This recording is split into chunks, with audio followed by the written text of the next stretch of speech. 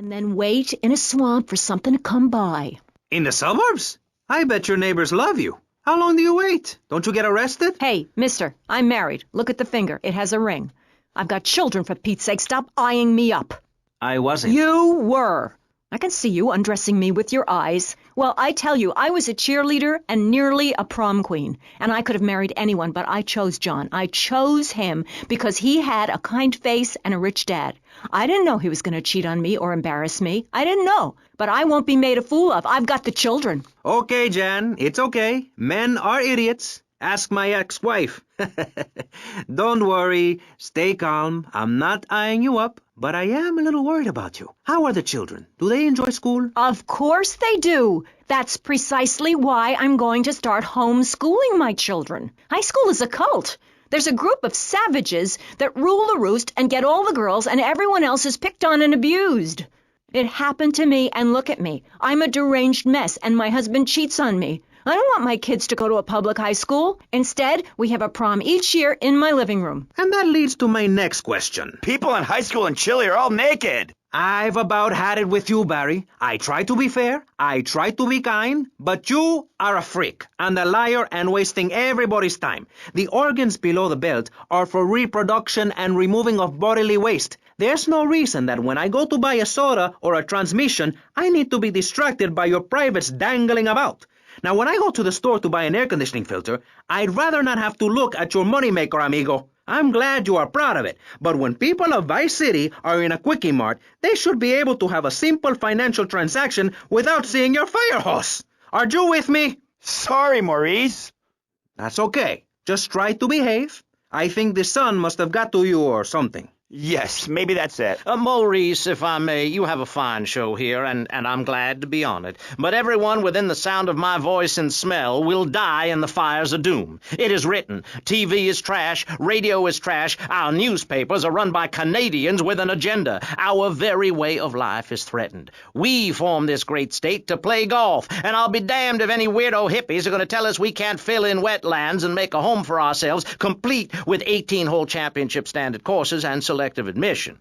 Heathens will ruin the land. Acid will rain from the skies. We'll never hear my voice again. It will be anarchy. TV teaches immorality. Refugees, glue, the price of tea in China. How can we raise children in this environment? My little boy asked me the other day, Mommy, are unicorns real? What am I supposed to say to that? Do I lie and make myself as bad as the boy's father? Or do I break the little boy's heart and ruin his life so that he ends up a nudist or a freak or something? It's a difficult question, Jan. A very difficult question. Is it right to lie? Clothes are a lie, Maurice. No, Barry, clothes are a way of keeping warm and not getting arrested. No policeman has ever hit me with his truncheon. I'd like to hit you back to hell, you sicko. You're filth, human form of vermin, a blight on a fine society, picket fences and garden parties, and everyone coming 3 times a day to my statue to pay homage. Pastor Richards, as a human being, I have to say I find your philosophy or cult or whatever it is utterly and completely appalling. Why, thank you. I knew you'd understand. I mean, you seem to want to build a religion around yourself and some 1950s vision of America. It's the 1980s, man. And one-man worship me cults are not allowed, my friend. Exactly. As I say in the great book, many are called, but unless you have a good credit rating, go screw yourself. You'll burn in hell. Ay, por favor, shut up. Barry, what are you doing? I'm lonely, Maurice. Lonely, and I need some bodily contact. Get back behind that panel. Don't be shy. Please. We've all got one. That means I'm happy. Hey, stay away from me. I'm a celebrity. Oh, good Lord. Hide yourself, boy. I warn you, I'm armed and I'm not afraid to use it. We've all got one. Look how free I am. The fan feels so good.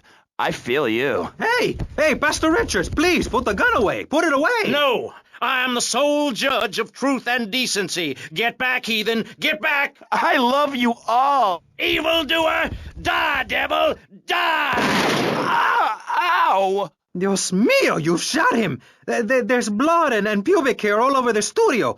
Ladies and gentlemen, it is complete pandemonium here on Pressing Issues with me, the multi-award-winning and soon-to-be executed Maurice Chavez. Barry, are you okay? Are you alive? Stop the bleeding. It's down there. Do I have to? Can't you get someone else? Jan, ay, Dios mío, she's fainted.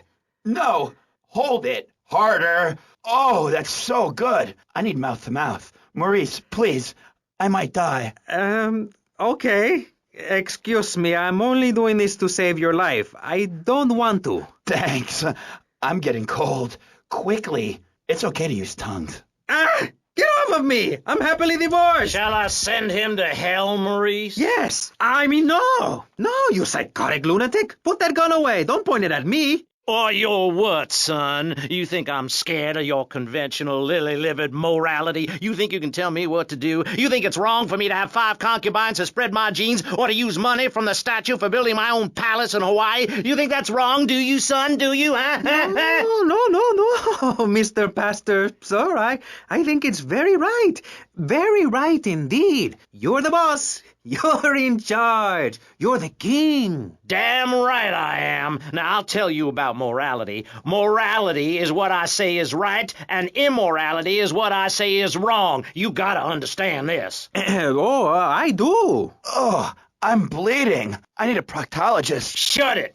Now, next question. Ask me anything. Ask me anything you want to, Yeah, son. well, I'd love to, but it seems that is about all we have time for, actually.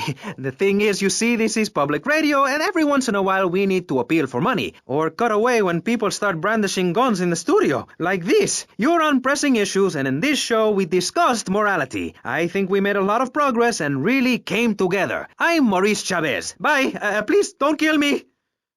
I hope you were enjoying Pressing Issues. I certainly was. Yes, it's almost as interesting as listening to you, Jonathan. Wow. Thanks, Michelle. It is, isn't it?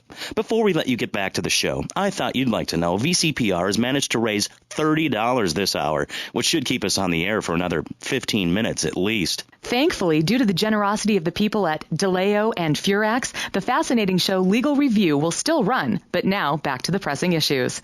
Actually, before we let you get back to the show, I'd like to say something.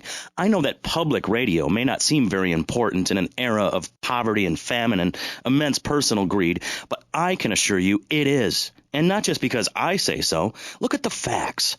15 of the last 37 American presidents and 47 vice presidents have appeared on VCPR in the last month. 33% of all Nobel Prize winners started out in public radio. Without public radio, we would never have discovered gravity, or the pizza, or the fact that a lot of people love to hear themselves rattle.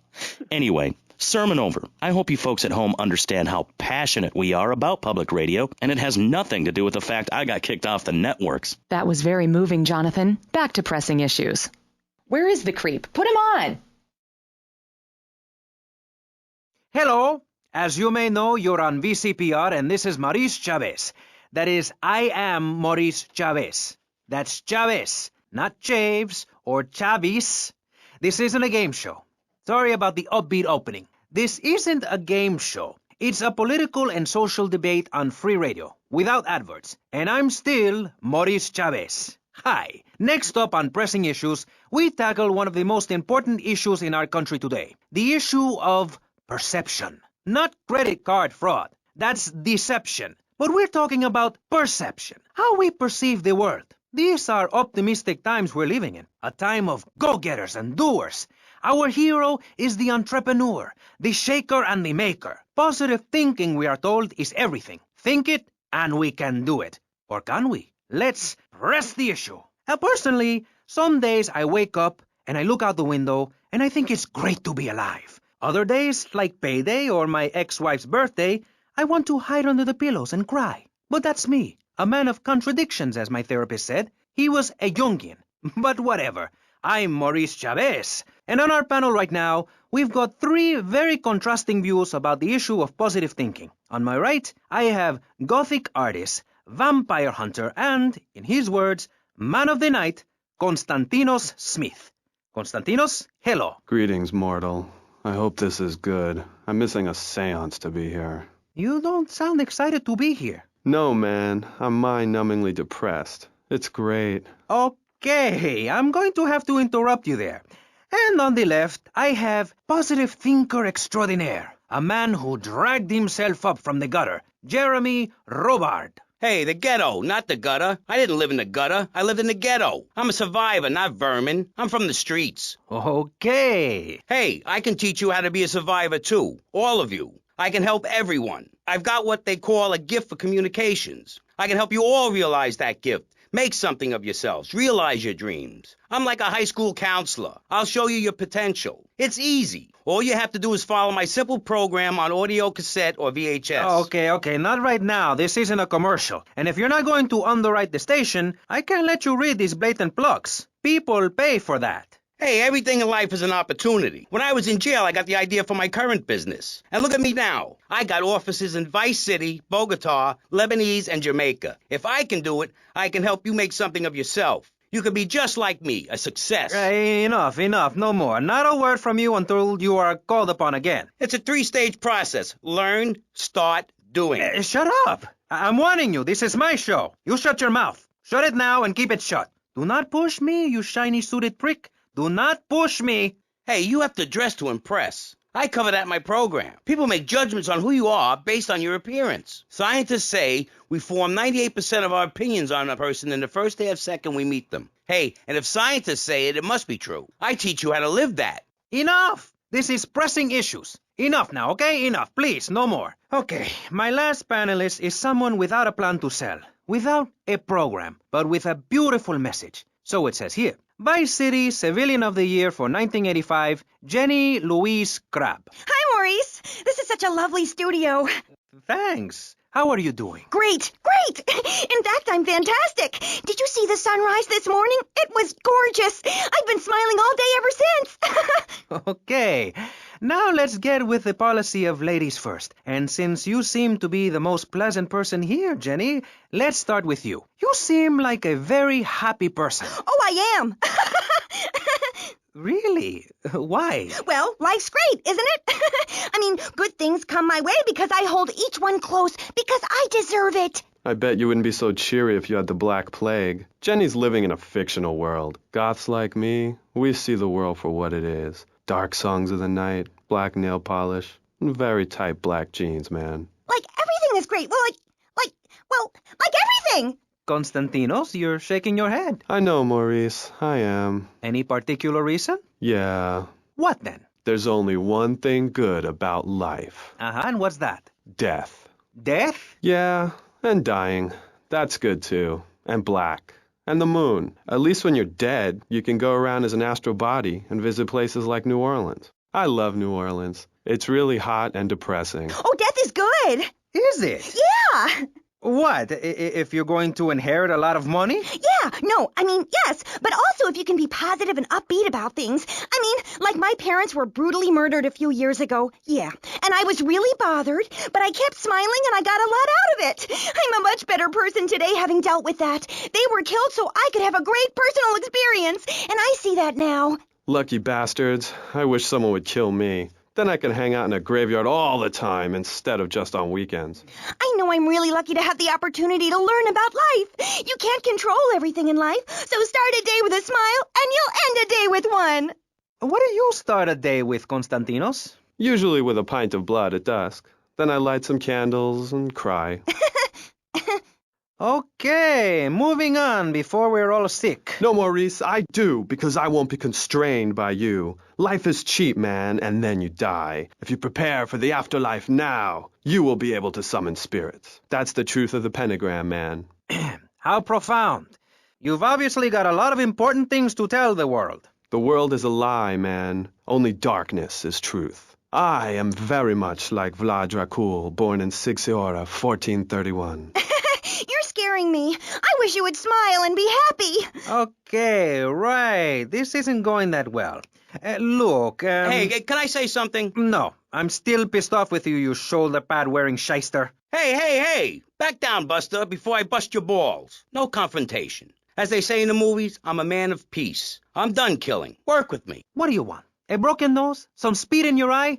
You're pushing me, man. I'm Maurice Chavez. I know who you are. You used to be a clown. I saw you at a bar mitzvah once. You had a great act. What, did you get tired of kids kicking you in the shin? Still, you were a first-class talent. I was? Yes, great. But you lacked something. I did? Yeah, confidence, friend, confidence. You were all shot up with nerves. I'd like to be all shot up with embalming fluid. That can be arranged. We're talking about me, not Mr. Constantino Smith. Yes, confidence. It's where it all begins. Positive thinking. What are we talking about today, Maurice? I forget. Morality, no. Violence, no. That nutty guy without any clothes. Yes, you're right. Positive thinking. Exactly, friend. We're talking about you, Maurice Chavez. You couldn't cut it as a clown, but you're great, and I mean great, as a public radio host. It takes a lot of work to be uppity and self-important all the time. Every cab I go in, the guys love you. Hey, thanks. Hey, don't thank me, thank yourself. You've learned something, then you started something, and now you're doing it. That's what it's all about. It is? Yes, you thought your way to success. It's a 3-step program based on studying successful people.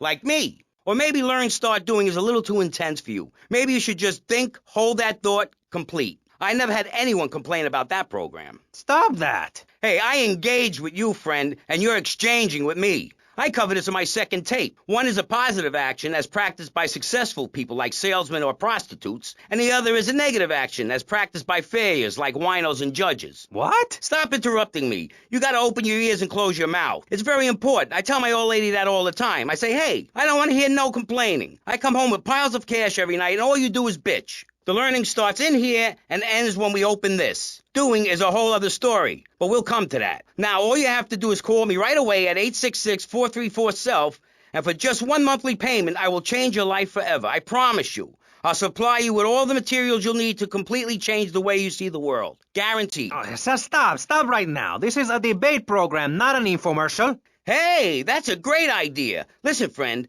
I mean this in a friendly way. Debating is a yes or no proposition. You need to open your mind to the maybes. We're discussing like friends, not debating like enemies. You see the difference? Yes, I do. I think it's so much fun to be on the radio. I'd listen more, but someone stole my radio when they killed my foster family. I hate everyone, apart from the undead. They're the only ones you can really get along with. Well, that's a start. But even you, Mr. Long Hair and Pale Skin, I can change your outlook, guaranteed. That's so great! Like puppies! I saw some dead puppies once. Aw.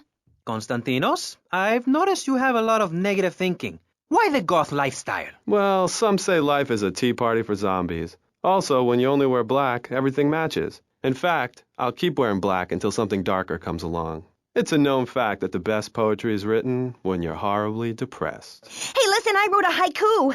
Oh, the red daisy, flowers retain all happiness. Sunshine, yay! Sunshine! You sound like you'd enjoy my program Motivate, Demonstrate, then Motivate Again. Nobody ever complained about that program. You hug people and you laugh like you never laughed before. Let's get back to the topic at hand, eh? I've had enough of this weirdness. Jenny, let's start with you. How do you maintain such a positive outlook on life? It says in your bio that some awful things have happened to you. I don't think anything awful has happened to me. But it says here your parents were brutally murdered. Mommy?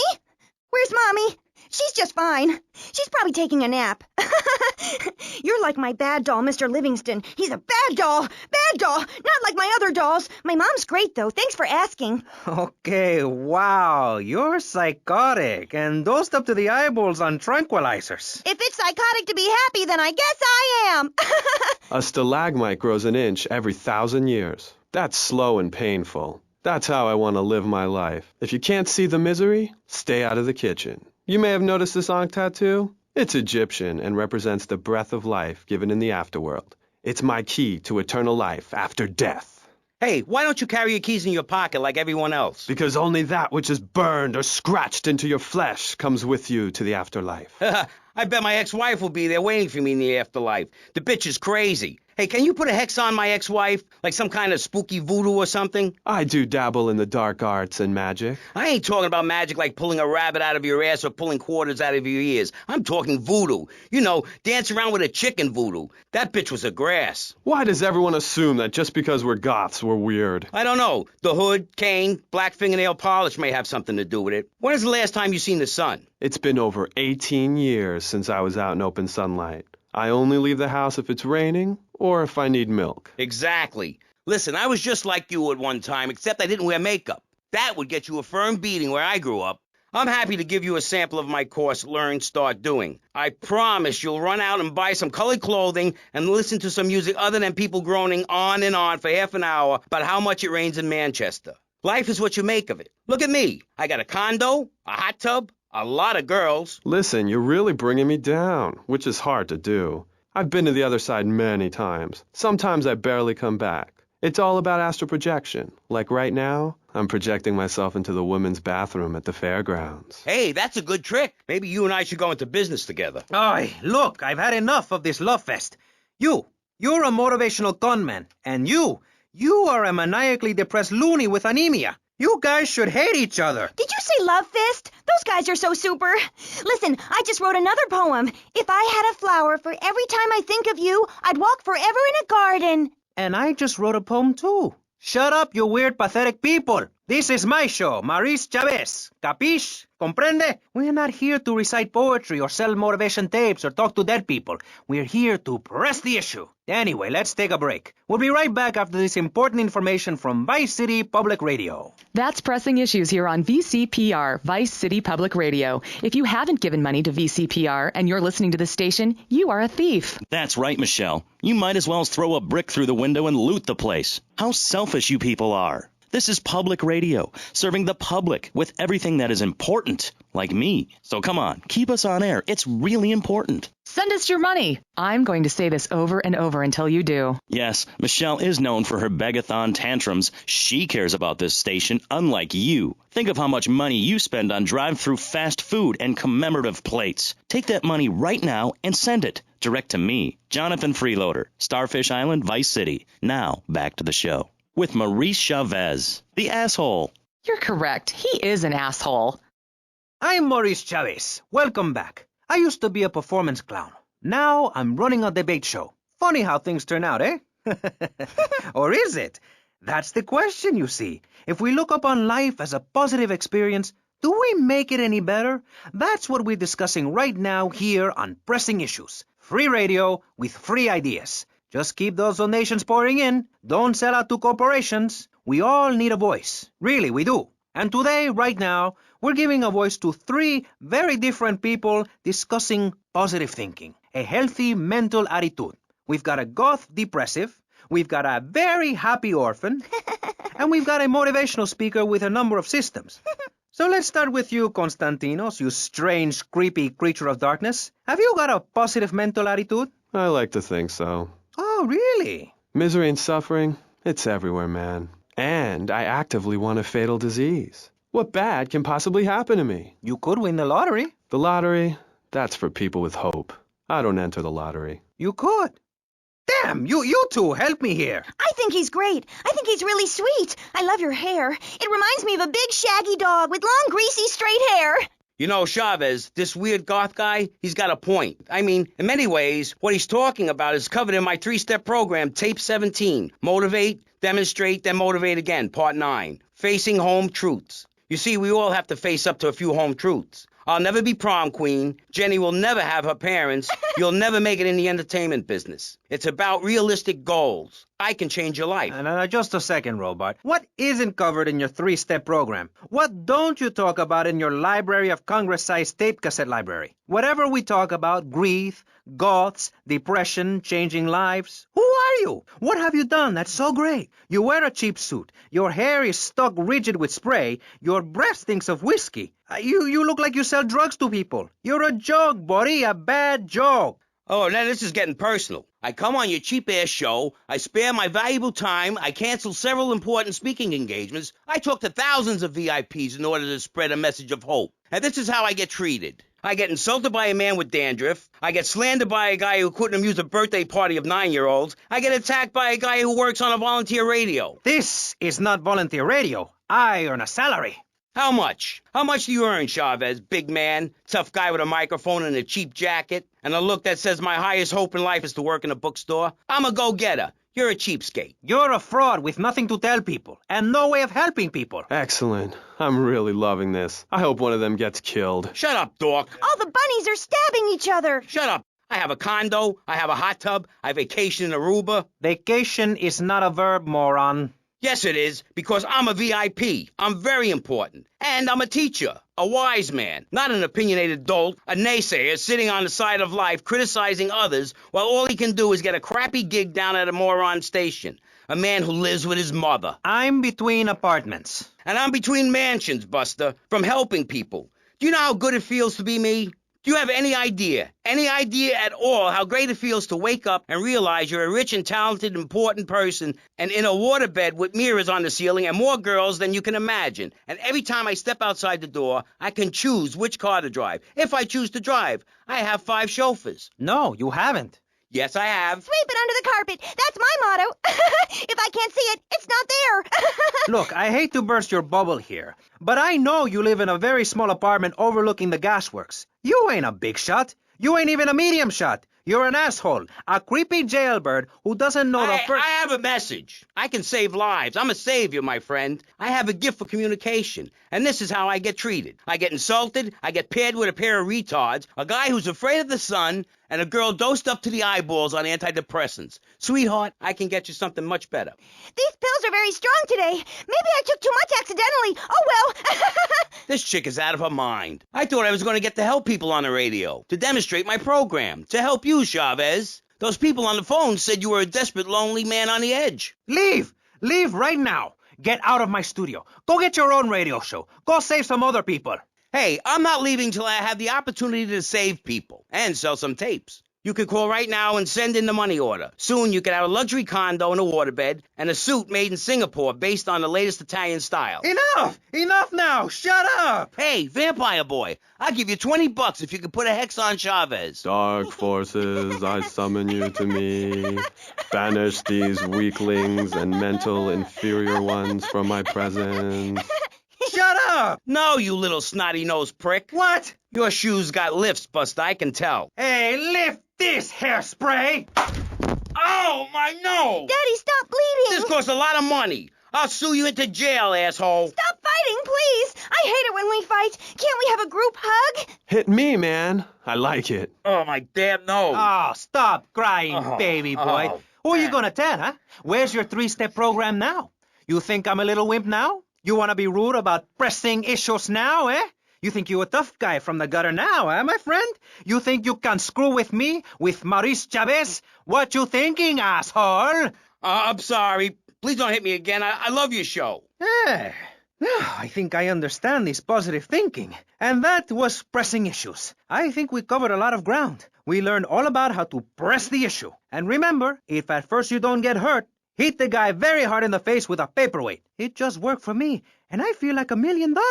Let's tell you a little bit more about exactly how public radio is financed and quality programs like Pressing Issues come on the air. Don't go away. That was Pressing Issues, and this is Vice City Public Radio. We hope you're enjoying the show as much as you're about to enjoy listening to me and Jonathan Freeloader. Hello, everybody. Hi, Jonathan. How are you? Heartbroken, Michelle. Why, Jonathan? Why? Well, because it seems people just don't care anymore. I mean, where are people's priorities? We have campaigned tirelessly for public radio for literally months now, and the station is still in trouble. But a man with a hygiene problem puts on a pop concert, and suddenly everyone has money to hand over to starving kids they've never even met. I think it's a disgrace. Yes, people are very shallow. Like you? Exactly like me. But radio is much more important than food.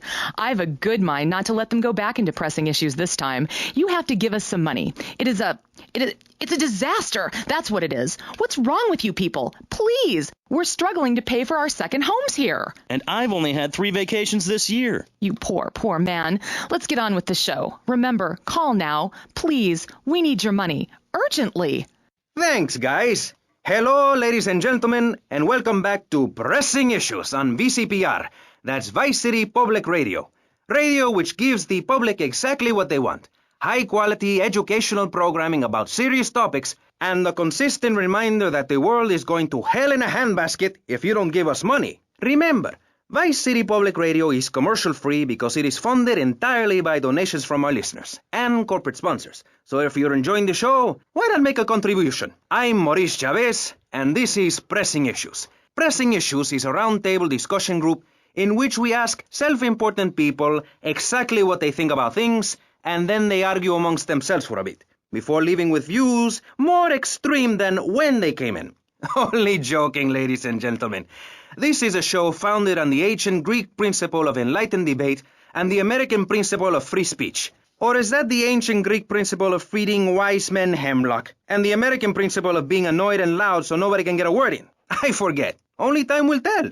Now, the subject we are discussing right now on pressing issues with me, Maurice Chavez, for your enlightenment and enjoyment, is a very serious one. Public safety. In case you haven't noticed, Vice City is not a very safe place. These are troubled times. We are a troubled people. Some would say we are a people at war with ourselves. Others would say we are at war with reality. Those who live in other countries and strive to own our fast food restaurants and quickie marts would say we are a bloodthirsty bunch of crazies who let children buy guns from the supermarkets. Another opinion is that it is the fault of society, that, as Plato said, people don't mean to kill each other. It happens because they are poor or desperate or really thirsty or in need of a vacation or something. Another view is that we are all a little confused and really should stay at home, lock the doors, and forget about everything as quickly as possible. So, let's press the issue, eh?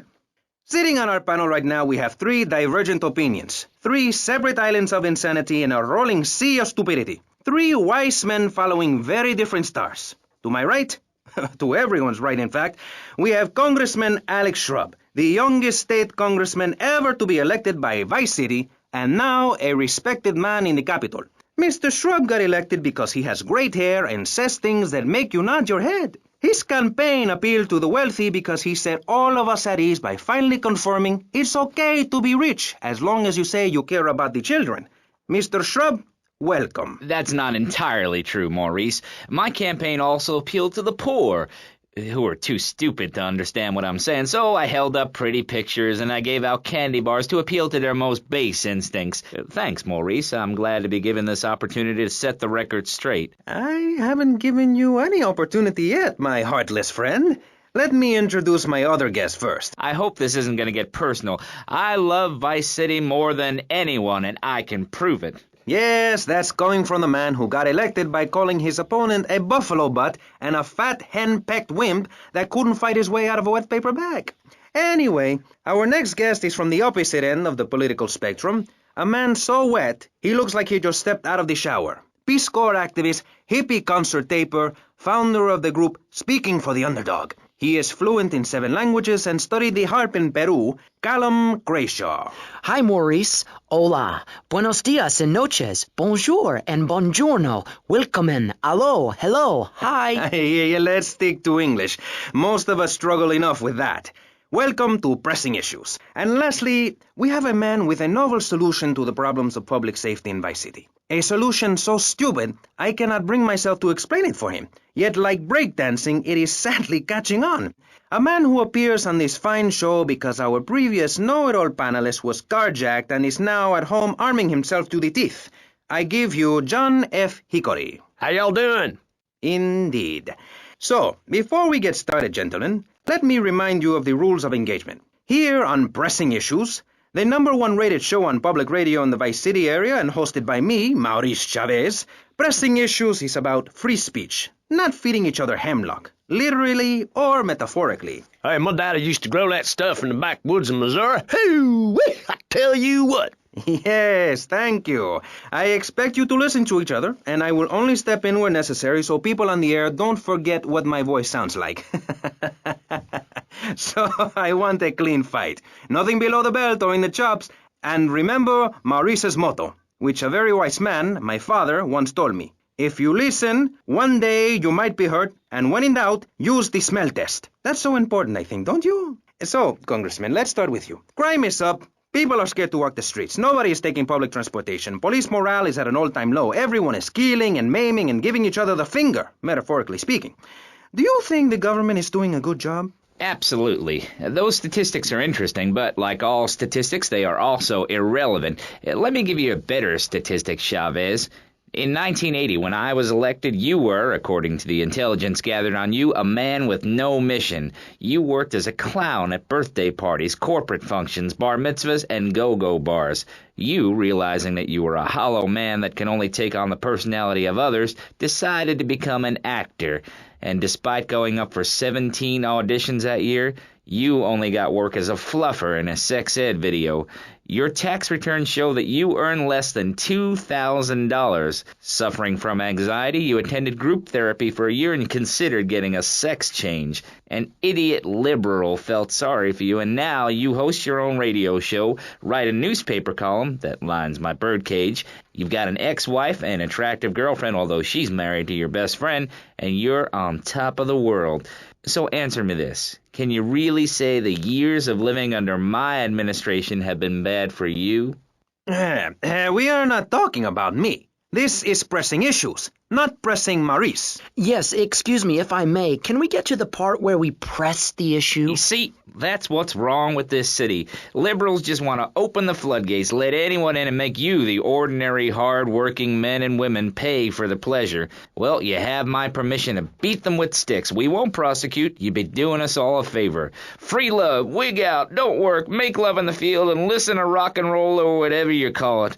Meanwhile, Crayshaw, I know your father. He's made a lot of money, which makes him a great person, but for every good conservative, they end up having some wacko commie kid just back from a vacation in the Orient who wants to share.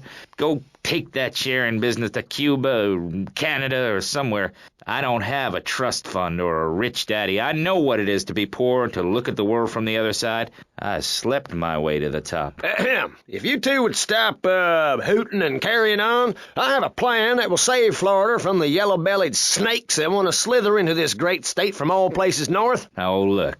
Stump-jumping Jethro is using all three of his brain cells to talk. Enough! We've just started and you have proved yourself, Mr. Shrub, to be just as they said.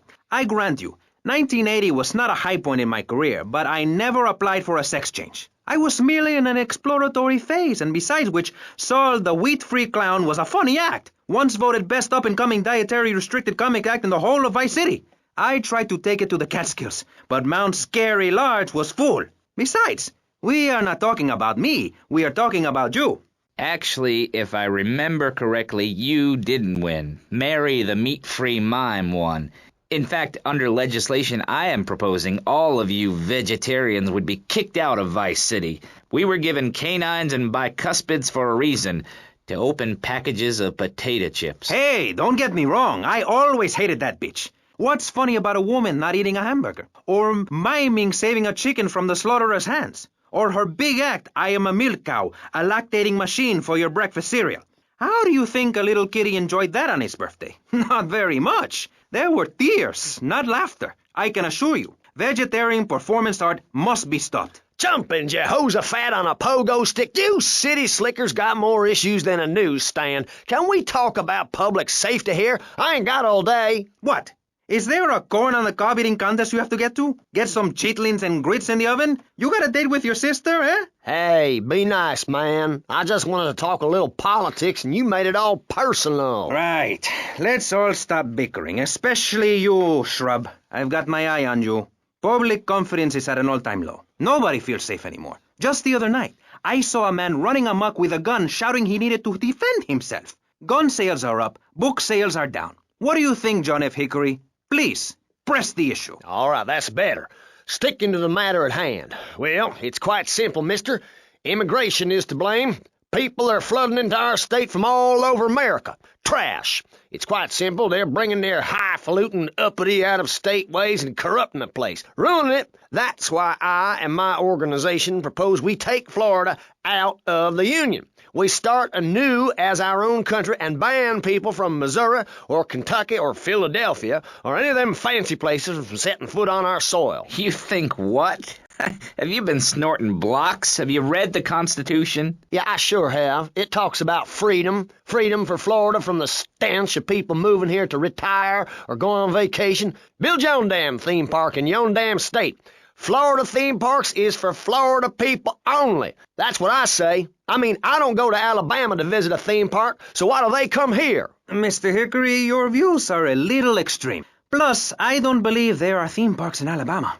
Then they should stop coming down my way and build redneck land or whatever. Damn redneck hicks ain't got no class. My views ain't extreme, mister. They're common sense. And what a lot of people would say if they have the guts. If you keep letting people immigrate here from all over the so-called United States, guess what? There's no more room. We'll be piled on top of each other like they are in Australia. What we're going to do soon is build a river of freedom, a river of hope, a river which runs from the coast to coast and cuts us off from the 47 states of wastrels and bad influencers to the north. We are going to cut Florida off from the mainland of our oppressors and float out to sea. Then, the nation of Florida will be free to start over. There'll be no long-ass lines at the log flume or the pirate shipwright when I take over. You and the kids will be able to ride the rides all day. We will have a roller coaster for each and every Florida family. You know, you're bordering on treason. What you are saying is a very naughty thing, and only because here on pressing issues do we believe so wholeheartedly in free speech are we allowing it. It's the truth, my friend, the damn truth. And before you start, I am not a racist.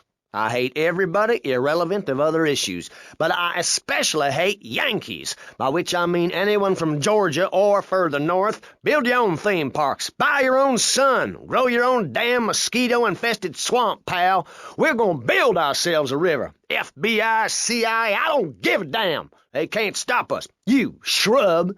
You yellow-bellied, tie-wearing, bribe-taking hypocrite. What have you done for Vice City up there in Washington? I've ensured important tax breaks for gun retailers, real estate developers, and I've cut the cost of policing, saving the city 2% or 25 cents per household over a 6-year period. At the expense of society. Think of the little people. Poor people have no voice in this city.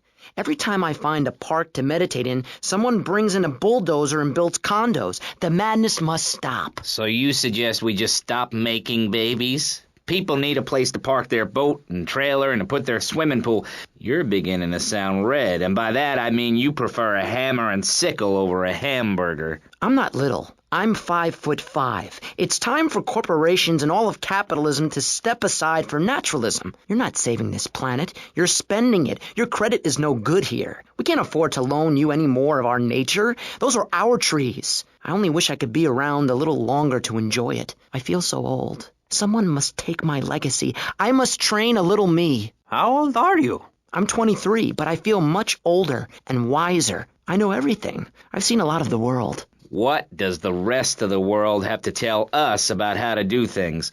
Build more trains? Have people elect their leader rather than an elite electoral college? Ride a bike to work like a Girl Scout? Or a clown with dietary concerns? No thanks, Vladimir. I'll agree with that.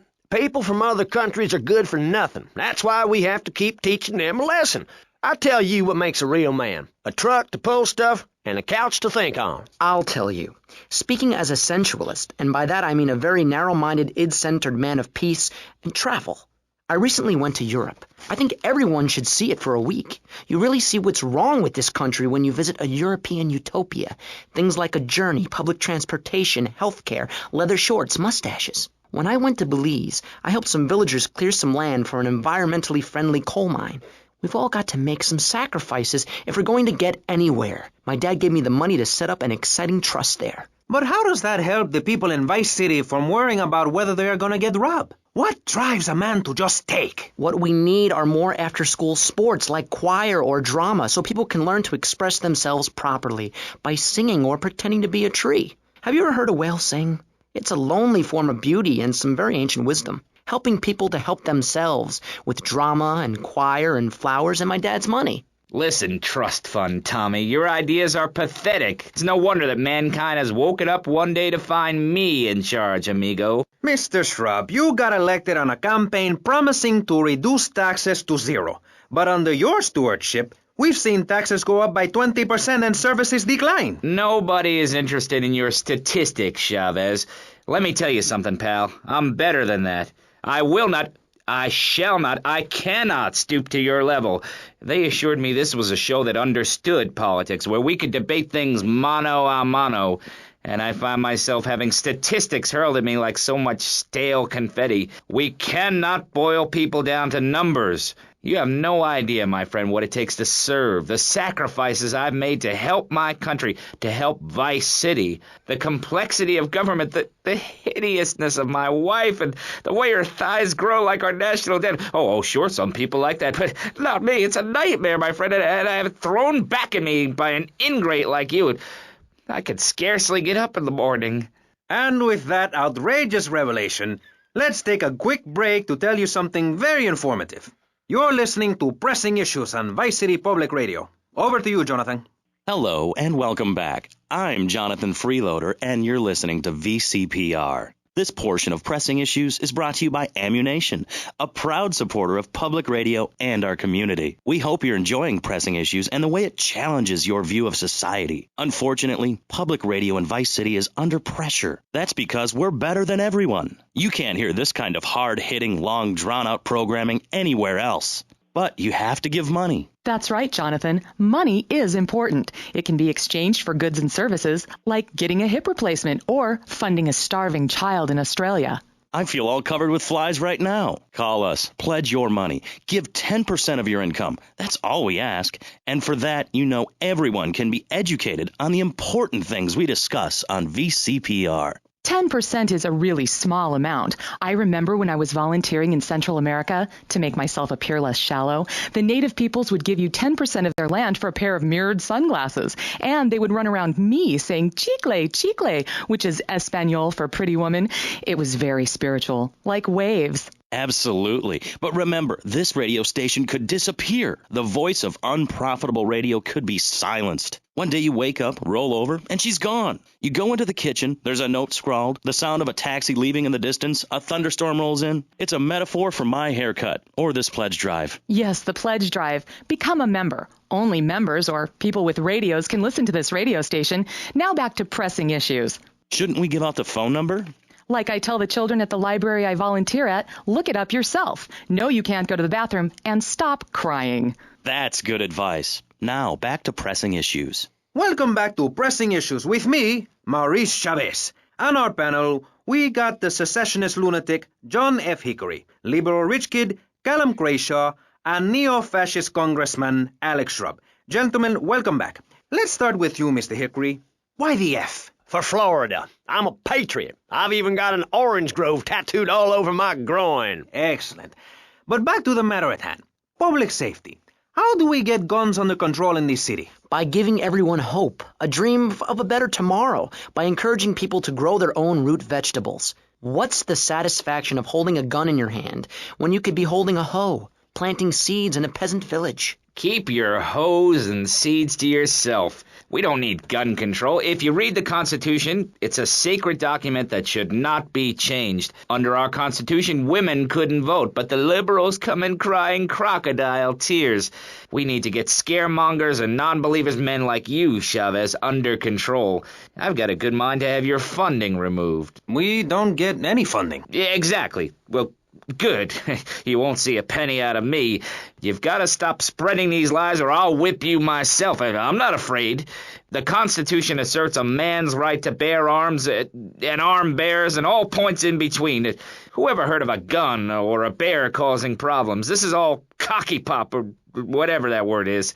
It keeps the place safe. Trouble is caused by unemployment, and unemployment comes from poor economic performance and lazy people. If you had a job, would you steal a car? Of course not. And if you had a high-rise condo, a mistress, and a seat on the board, would you run around graffitiing your name all over town and making a nuisance of yourself, spinning on your back and popping and locking and... Not a hope. It's simple. If you don't have a job, starve. Get out of my constituency.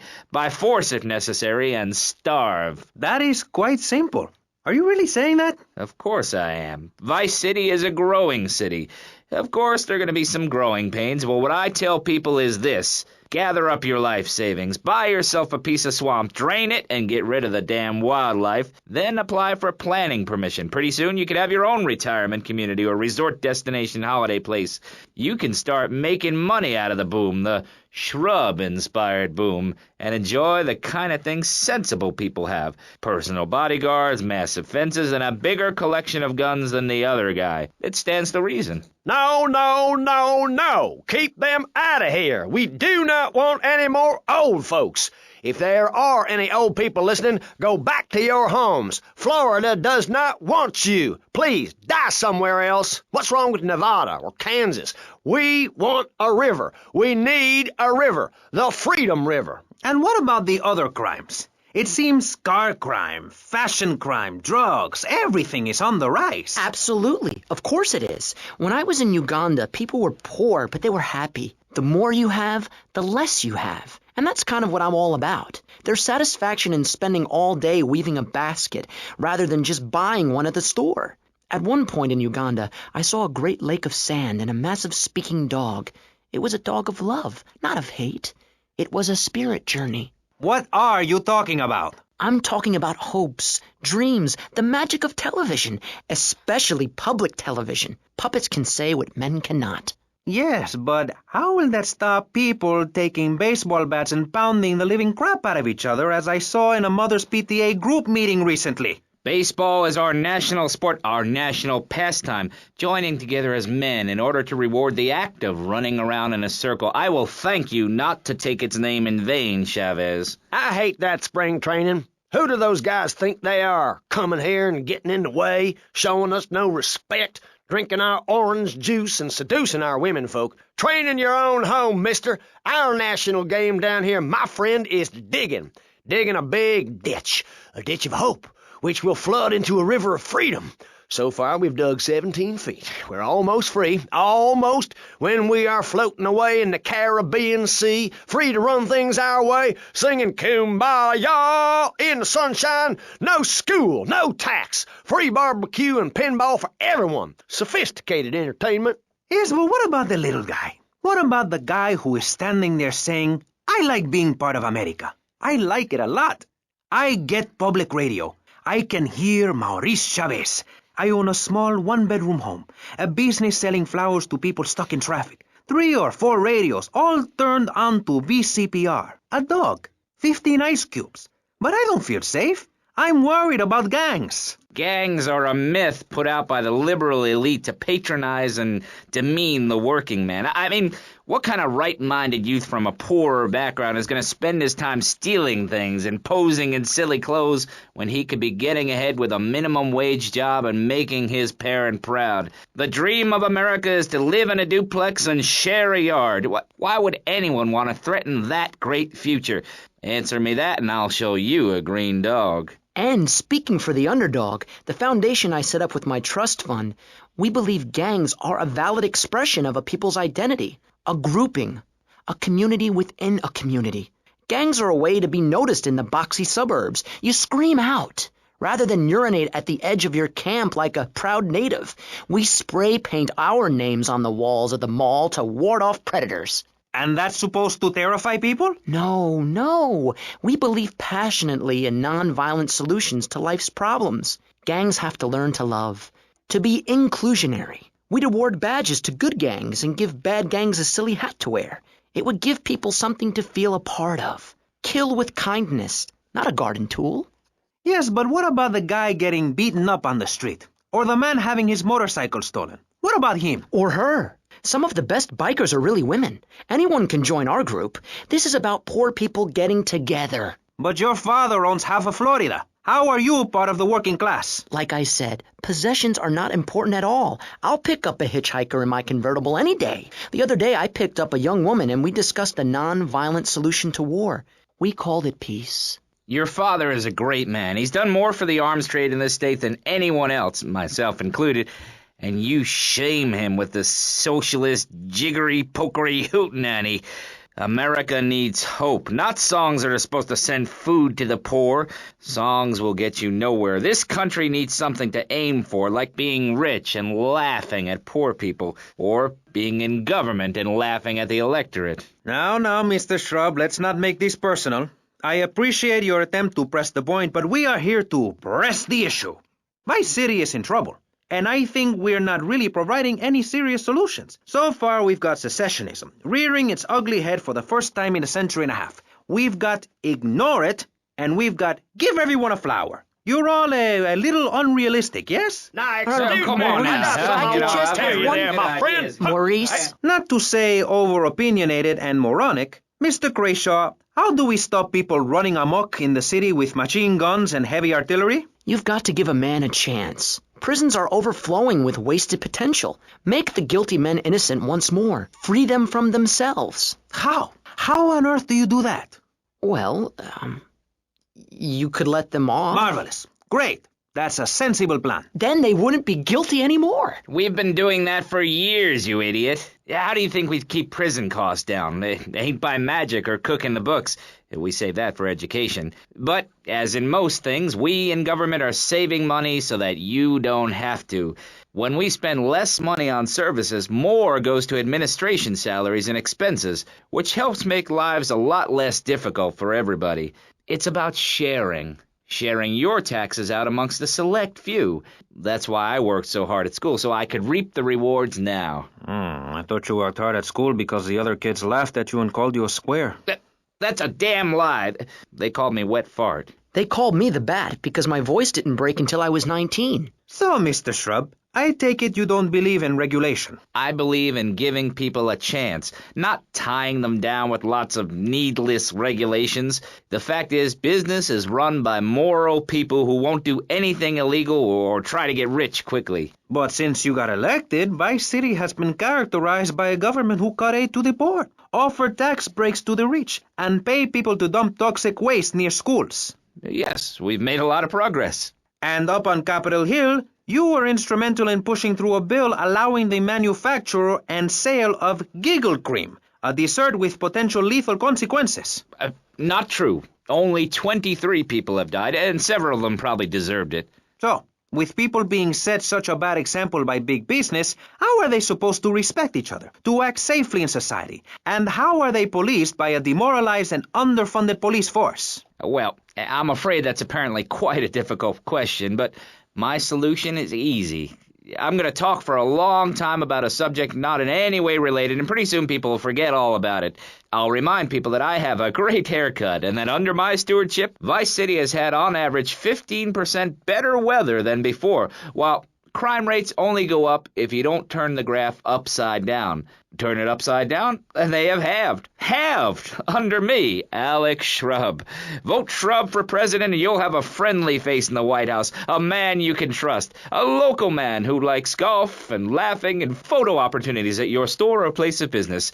Just send me a letter. I'll send you an automated photocopied response. We call it democracy, and that's where the money goes. Just a minute. Don't interrupt. Let me finish. But you're not... This man won't let me speak.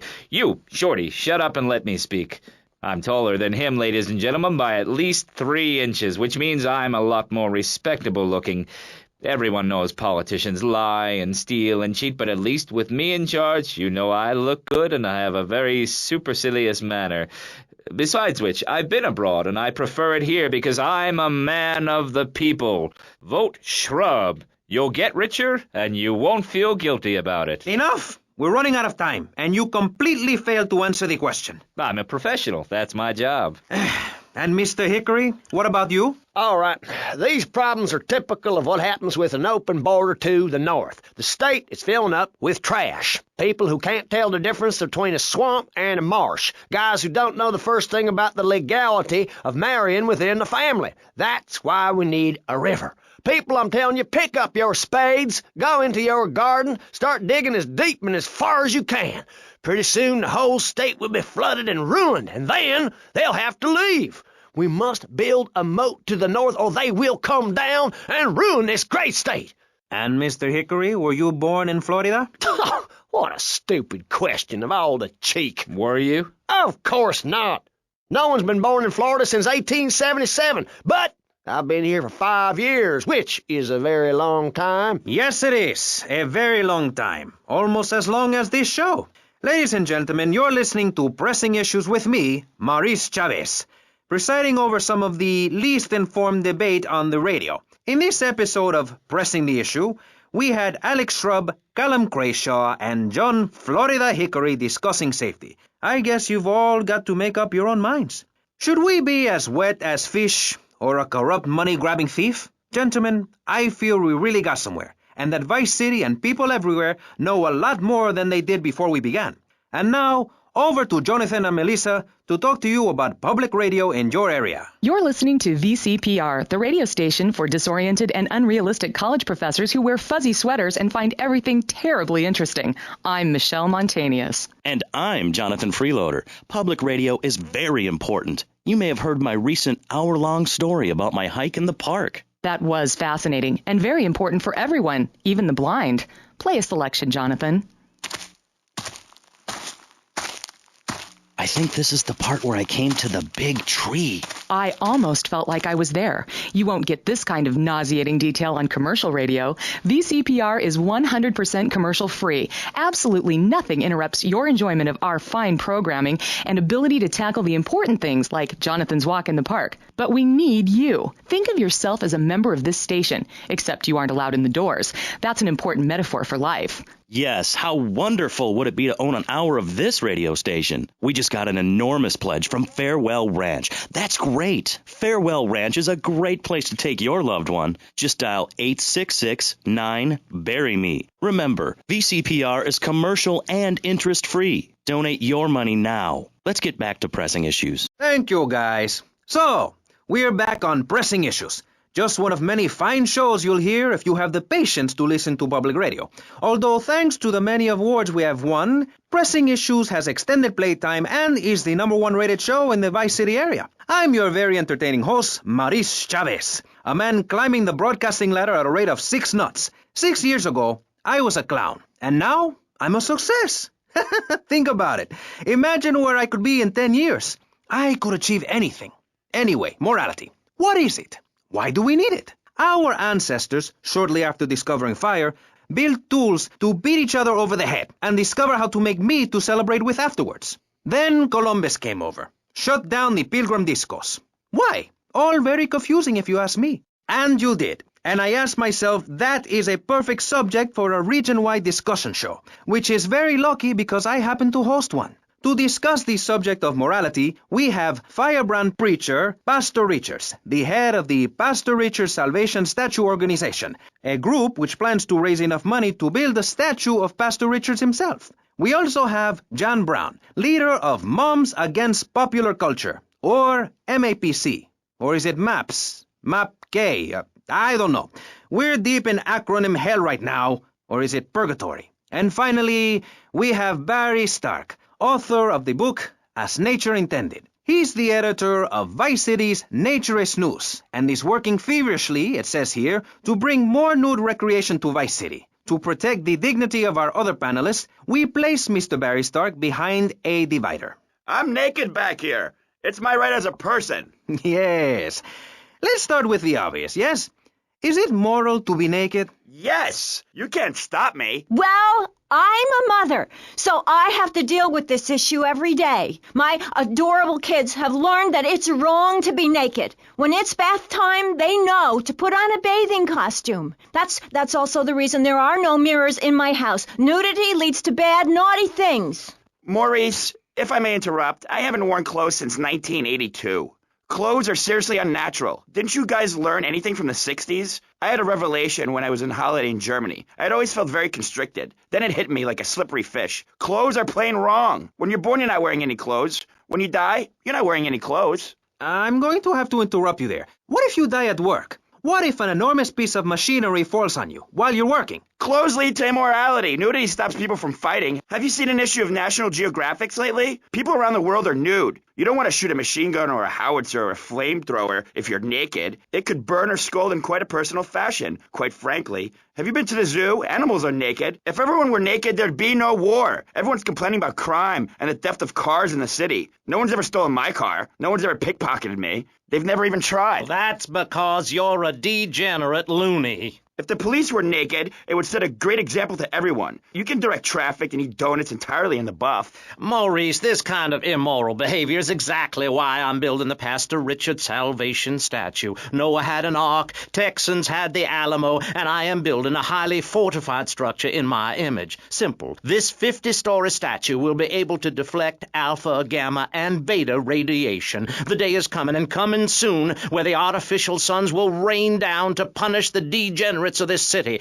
but you can save yourself. The Pastor Richard Salvation Statue will be a completely self-sufficient community. We have canned food rations, private living quarters, and enough supplies to survive happily the predicted 40,000 years of nuclear winter. In Phase 2, and with funding from NASA, we will equip this massive statue with rockets. So when the poopy hits the proverbial fan, we will load up the statue with all of the people who have saved themselves through generous donations, blast into space, and colonize Saturn with a race of morally correct, affluent people ruled by me. Will there be naked people? No, turd brain. It's morally corrupt people like you we're shielding ourselves from. Liberals, degenerates, the Welsh. They're the ones responsible for the nightmare Vice City is today, the crime in the streets, the parties, the children born out of wedlock to a future of hopelessness. Anyone who does not agree with me is mentally sick and should be shot, I'm afraid to say. We need to build a place to escape these transgressions.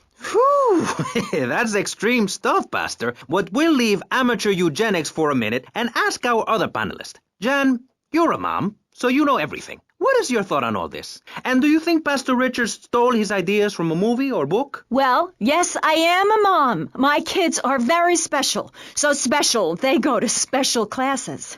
Now, I teach my kids history to give them perspective. Last night I was telling them about how Magellan sailed around the Strait of Magellan and met some friendly natives that gave him supplies. Then he had to kill all of them. And that's an important lesson about life. If you look at nature, you'll see many species that eat their children to protect them. This is especially true of hamsters. It's about putting the family first. That's really important to me, and where a lot of my morality comes from. And if you don't like it, find your own husband and stay away from mine, okay? Okay, but, and excuse me if I sound a little confused here, but I don't think I understand. Now, my morality comes from looking at history and biology and working out what's best for my kids and screw anyone else. That's what this country's all about. I mean, I saw the hippies. What a load of claptrap. What's your kid going to do at a school with a name like Moonbeam or Wave or Horseradish or whatever they call them? How can you take your kid to a Little League game when you live in a communal farm growing drugs? It's awful. And that's what my life is about, looking down on others. Yes, I think I can see that now. Moving on. Pastor Richards, in your book, you talk about putting yourself first and how people should not make sacrifices or help those in need. Do you want to elaborate? Oh, that's right. People need to learn how to take care of themselves and not depend on others. If you read chapter 45 of my book, I talk about how being selfish is a virtue. The best thing you can do for someone that needs help is to tell them to help themselves. That builds moral character. Morality, Maurice. There's not much left in this city. Every time a culture has taken on the doctrine of helping your fellow man, we get thrown into the dark ages. Look at Russia. They keep trying to help each other out, extend a hand to a neighbor, and guess what? Every 10 years, someone's invading, burning down their homes, and taking their toilet paper. Napoleon, Stalin, Attila the Hun, all of them. After you read my book, you will understand. I may have been born in the sea, but I'm no dummy. Are we going to talk about being naked? Yeah, soon, Barry. Keep your hair on and calm down, please, my friend. Divorce rates are up. Standardized test scores are down. Vampire sightings at the mall. Can the family be saved? Or, to put it another way, if we're meant to be monogamous, why weren't we born already married? Jan, over to you. Well, since I'm a happily married mother, I know the family unit is the basis of all society. Now, even when my husband is working late or away on an extended business trip to Hawaii with his secretary, I understand just how important the family unit is in life. He's working hard so I can get another station wagon with even more wood on it. Go on. Tell me more about your family. Well, I like to compare it to nature. After all, it is one planet, even if we do just want to maim and kill each other, especially me. Now, look at sharks and sandworms. Oh, and one of my hobbies, besides making babies and criticizing people, is biology. You learn so much from nature. People these days, they don't grow their own food. They can barely get out of their recliners and make it to the supermarket. I tell you, there is nothing super about that place. Now, kids these days don't know how to preserve and can their own food. No wonder all they want to do is play video games or hang out with their friends. What is it, the Degeneratron? What a crock of shit. Hey, watch your language. This is radio. We have regulations about that sort of thing. But you let a naked man on. He's behind the screen. You can't see him. It's not that exciting. Imagine a flabby guy with a ponytail and a nasty rash. You'll get the picture. Imagine one. I married one. Anyway, what was I saying? You were discussing the Degenatron, which I understand is a games machine. Then you swore. I'm sorry, it makes me so mad. I mean, what I heard my son, Patrick III, I heard him using slang words in the house the other day. Rad and cool and stick it. I mean, I beat him to within an inch of his life, and he will never make that mistake again. Americans should be spoken properly. What? No, don't interrupt me. I've got children, you know. Please. This is really important. It's about the family. Look. Nobody knows how to cook anymore. Nobody knows how to kill anymore. Nobody knows how to kill dinner. My daddy was a very wise man before that tractor pull accident. My daddy taught me how to slaughter a pig. That's very useful information. Oh, sure, I was a little nervous at first, but he put me in a room with a fork and a fat sow and told me he'd be back in an hour for some fat back and hog gels. As a mother, I'm proud to say I throttled the life out of that little piggy. I did it for my family, and I'll do it again. Feeding the family is my job as a mother. Daddy earns money and goes away with his secretary, and Mommy provides dinner and keeps a brave face on things, even though her heart is breaking. Where are my pills? Barry, you look like you've got something to say. I agree. Statistics show that families that spend time together naked are the best kinds of families. You see, social class distinctions disappear when everyone is naked. I can't tell if you're rich or poor, black or white. It doesn't matter because we're all naked. Designer clothes? Try designer nudism. My body was made by the best designer around, Mother Nature. That's why we're lobbying to build a naked casino in Vice City so old people can gamble naked and poor people can lose hope in the buff. It is written, chapter 23, verse 5 of my book, "He that gambles his money away is a fool, but he who believes in me will go to spend eternity in space with other affluent, well-to-do people." It's that simple. Do what I say, and you won't have to think for yourself. Oh, but I think it is, Pastor. We look around. Nudie clubs, discos, drinking. Do people want to be moral? Can you legislate morality? Can we tell people how to live their lives? Absolutely. Yes, of course I can. Just look at Prohibition or the Cultural Revolution in China. We can learn a lot from history. Chairman Mao or Stalin, they purged their lands of degenerates and intellectuals, the scum of the earth in my book. And look at the great societies they built. People want to be told how to act. And most people are idiots, and that's exactly who my teachings appeal to. This lawless, permissive society has no boundaries, and without boundaries, how do you know where the limits are? You have to know what's good and what's evil. You need someone to tell you so. Single moms have obese kids, it's a fact, while rich people have a lot of guilt, unnecessarily, in my opinion. I agree. I don't think these people understand just how hard it is to potty train. You have to give a treat when Precious makes it poopy. My kids are big-boned, and they eat prunes every day. But that's what's wrong with this country. All of this emphasis on being thin and healthy. When my children are hungry, I hand them a spear and send them out to the park to catch their own food. They're learning how to be self-sufficient. Yesterday, my youngest, Jono, killed the postman, but at least he was trying. So I gave him a cuddle. I told him to hit Daddy next time he comes home late smelling of cheap perfume. Okay. It's time to take a break before we hear about any more criminal acts against government employees. You're listening to Pressing Issues. Morality is the subject at hand. Let's explain exactly how free radio without commercial breaks works. We'll be right back. You're listening to VCPR, finally, a radio station for teachers and librarians. You've been enjoying Pressing Issues, but as is normal, you can't listen to an hour's worth of programming on this station without us begging for money.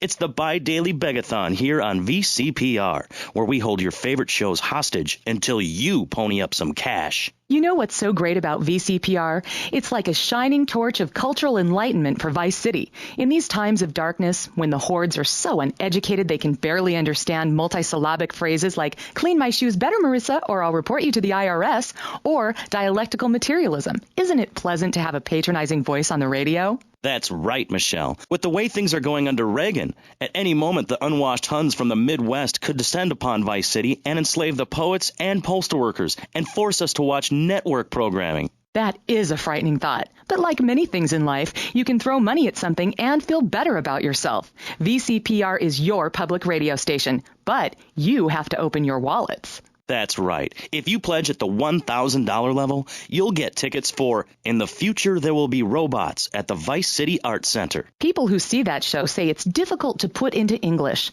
That must mean it's spectacular. Yes, but if you don't give money to VCPR, we could be thrown back to the Stone Age. Liberals will be set on fire in the streets. Give now. Let's return to pressing issues. Over to you, Maurice, in the studio. Useless, talentless asshole. You're correct. He is an asshole. I love those guys. Really professional and living proof that all of the best talent isn't on commercial networks. These people do it for love, because they have integrity, just like me. We're back with Pressing Issues. I'm Maurice Chavez, winner of 5 public radio awards in the Vice City area, including Best Voice. On this show, we take complex issues and boil them down to simple ones so you can understand. On this segment of the show, we are discussing morality. Since the beginning of time, man has asked questions. Why are we here? What time is it?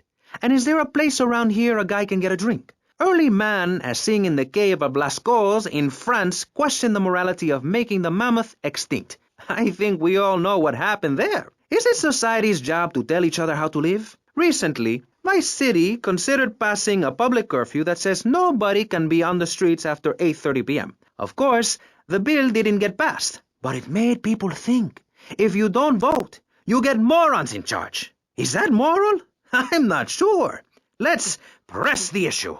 Children should be at home with their parents naked. A curfew makes sense. Do you know how much money I save not having to wear trendy clothes? Read a history book. At the creation of the universe, the Big Bang, everyone was naked. Even you. Why do we have to stay behind this divider? Maurice, please. Because nobody is interested in seeing your business. Because we have standards of decency which you are offending. Look at me. I'm jumping up and down. Oh, my goodness. Get back behind the divider. Please, I'm married. What's so wrong with me? Why do you hate me because I'm happy? Jan, give me a hug. I won't hurt you. And by the sound of things, your husband is doing the same right now with his secretary. No, we've worked through it. He was stressed. It's hard keeping a family together these days. Everyone, take your clothes off and feel what it's like to be free of bondage. Everyone out there in Vice City, take your clothes off. If this is the land of the free, let's start with our pants. Feel the wind from the air conditioning. Ugh, a breeze is so liberating. Thanks very much.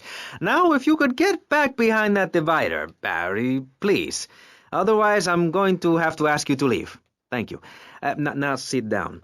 On pressing issues, we think it is very important to respect one another, to treat each other like we would like to be treated. I want a hug. If you don't like the United States, son, why don't you move to Russia? I don't understand people in America today. They call this a Cold War, but it's hotter than hell. Mark my words, any day now you're sitting in school passing notes and talking about the prom, when suddenly you look out the window and there are Russian paratroopers dropping in to take over. What can you do? Run into the woods with your friends? Call yourselves the Wolverines? Put twigs in your hair and try to beat back the Ruskies?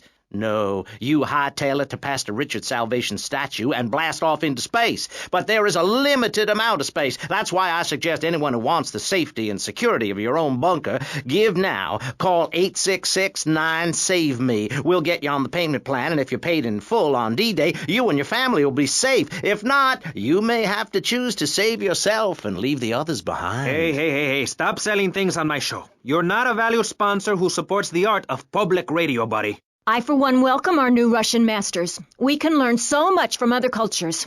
Did you know in India, the women protest by setting themselves on fire? I tell you, next time the kids are screaming for ice cream and pop, I may just douse myself in kerosene. I use that as a threat to my kids all the time, so it's no wonder they're so screwed up.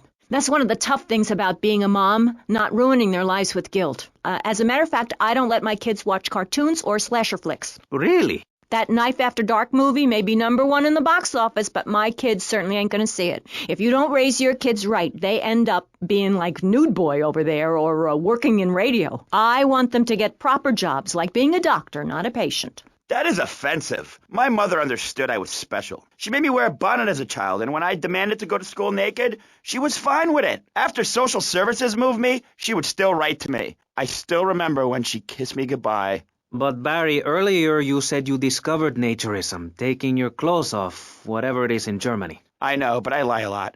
I've got a lot of personal issues. Look at me.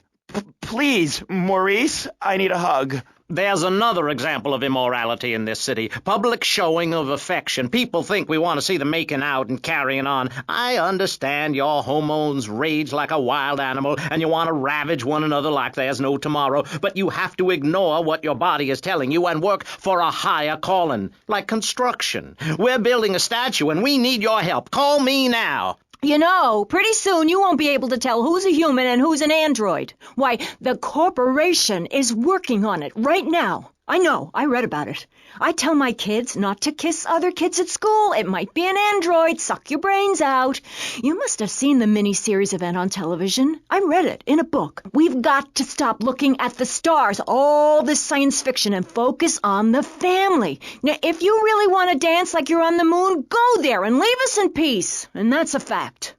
What's a fact? I'm sorry, Maurice, but I have to tell you, I moved to Florida to bring my kids up the American way in a theme park. And that's just the kind of person I am, opinionated and moronic. I see. Well, this panel is certainly interesting. The issue is morality. Recently, rock artists joined together to provide famine aid to Alaska with the song, Do They Know It's the 4th of July? Critics complain it's immoral to meddle in the affairs of other peoples and cultures. Pastor Richards... What? What do you make of meddling in other people's business like an over-opinionated sociopath? Well, let me say that money could have gone to much better things, like reserving a place by my side in the Pastor Richard Salvation statue. But I digress and plug. Stop doing that. Don't interrupt me, boy. Anywho, I address the Alaska issue in Chapter 23 of my book. You see, the Alaskans are lunatics, plain and simple. They eat whales and snow, and they sleep in the freezer. Who wants to eat snow every day? Oh, I tried to help. I sent a helicopter with copies of my book, but they burned them in a pile for heat. If the people of Alaska choose to live there, let them. But don't come crying when you're tired of eating penguin and it snows 18 feet a day. Yes, but don't you think it's important... I think it's very important to listen to me, young man. That's what makes the state of Florida great. Rather than help improve where they are, people nationwide abandon their hometowns, come down here, and shove their beliefs down everyone else's throats. That's the American way, always has been. We should send some pictures of Florida to those people in Alaska. I tell you, they'd throw down that bear pelt, saddle up the sled dogs, and get pulled all the way to Vice City. And I should know, I'm from Mars. No, you're not. Mars, Alabama. I founded 3 colleges there. The problem with Alaska is that people don't get naked. If you can't work on your car, or play the cello, or use sharp knives in your birthday suit, then what's the point of living? Well, it is a bit cold there. People put on clothes when it's cold. We evolved without a warm covering of hair. That's a lie, sir. We come from the great meteor of truth. Clothes are a habit, like shaving and taking out the trash. As soon as you stop, you realize what a prisoner you were to society and the twisted state of morality. People think that nudists are immoral. Well, we're not.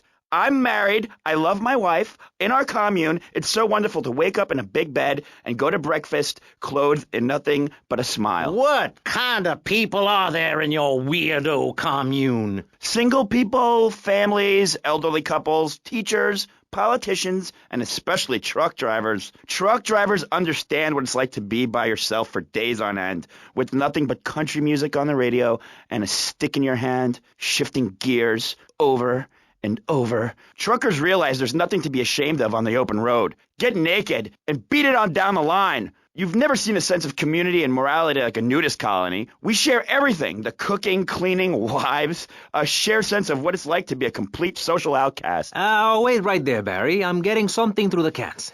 Headphones, that is. Yes? Yeah, okay. We just want to tell you a little more about public radio funding. We'll be right back after this. Hello, I'm sure you're enjoying our high-quality programming. I'm Michelle Montanius. Jonathan, I think it's time to acknowledge the people who are sending money in to shut us up and end this dreadful begathon. Here's a $10 pledge from Fran in Little Havana. Wow, you think she could have given more than that? Yes, mean bitch. I hope she dies an agonizing death. Absolutely, Michelle. And remember, if you want us to wish you well, dig deep. and dig soon. That's right. At any moment, conservatives could vote to end our funding and place a fast food restaurant where our studios are. See, there are some people that think everything has to make money. It doesn't. That's why you should give now. Correct. Next week is Environmental Week, sponsored by My Batsu and the Vice City Power Corporation. And next month, we're celebrating Proust's influence on Vice City in association with the Degenitron. But for now, let's return to pressing issues. Remember, VCPR is an advertising-free zone, much like the moon or Times Square. Welcome back. The show is Pressing Issues. The subject is morality. I'm Maurice Chavez. Let's carry on pressing the issue. Now, when the Europeans were done ruining their continent with bland food and soccer riots and arrived in the Americas in the late 15th century, the subject soon turned to morality. You see, Europeans wanted to colonize America, so they had somebody to make fun of. The Pilgrims left England for the religious freedom in Holland, where they visited coffee shops, and after they packed up their ships with plenty of coffee, tea, and cakes to liven up the trip, they set sail for the New World, which they heard had a magnificent roller coaster. Once they got here, they were very hungry, having been on a ship for 65 days. So they ate for 3 days straight. Thanksgiving quickly became an annual custom. America was founded by people who wanted a place where they could tell other people how to live. And I'm a history major. But do we have the right? The question, is it moral to celebrate Thanksgiving, a holiday that is clearly about gluttony, annoying relatives, and awful casserole? Well, I, for one, love a casserole, and at my weekly meeting, my congregation has a potluck. You see, a casserole is a lot like life, Maurice, and that's the basis of my philosophy. If you put a bunch of leftovers from the fridge in a pan and bake it, somebody'll probably eat it. It's like my book. You believe in your favorite sports team, then they get massacred. You believe in gravity, then it turns upside down on you. You love your favorite TV show, then the network ends it with a lousy finale. But you can believe in me, and if you believe in something, support it. It's one thing to love something, but if you don't shower it with money, then just don't talk to me. Communism, don't make me puke my guts out, please. Well, I myself love casseroles on Thanksgiving. And the way to teach your children the rich history of America is through theme parks. I just love Pilgrim World, especially the part where you get to slaughter your own buffalo and take home the meat, or give the locals the flu while buying their land off them for a pittance. That's what children need. What is? Wholesome activities that benefit the family. Now, what good is it if a kid plays Degeneratron for 5 hours? Oh, sure, he's killing space aliens, thank you very much, but it ain't putting food on the table. And he's learning bad language, like bleep, bleep, bleep. When my family go out to dinner, we're starting from scratch, even if Daddy is working late, again. We build our own spears, smear ourselves in dung, and then wait in a swamp for something to come by. In the suburbs? I bet your neighbors love you. How long do you wait? Don't you get arrested? Hey, mister, I'm married. Look at the finger. It has a ring. I've got children, for Pete's sake. Stop eyeing me up. I wasn't. You were.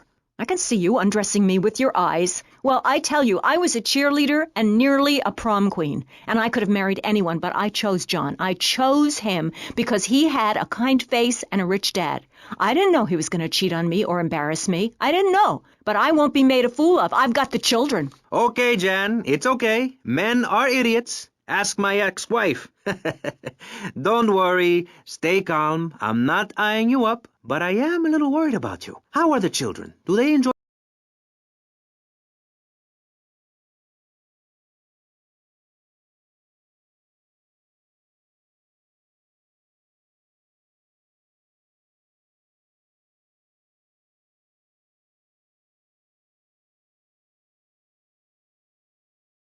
Kids to go to a public high school. Instead, we have a prom each year in my living room. And that leads to my next question. People in high school in Chile are all naked. I've about had it with you, Barry. I try to be fair, I try to be kind, but you are a freak and a liar and wasting everybody's time. The organs below the belt are for reproduction and removing of bodily waste. There's no reason that when I go to buy a soda or a transmission, I need to be distracted by your privates dangling about. Now, when I go to the store to buy an air conditioning filter, I'd rather not have to look at your moneymaker, amigo. I'm glad you are proud of it, but when people of Vice City are in a Quickie Mart, they should be able to have a simple financial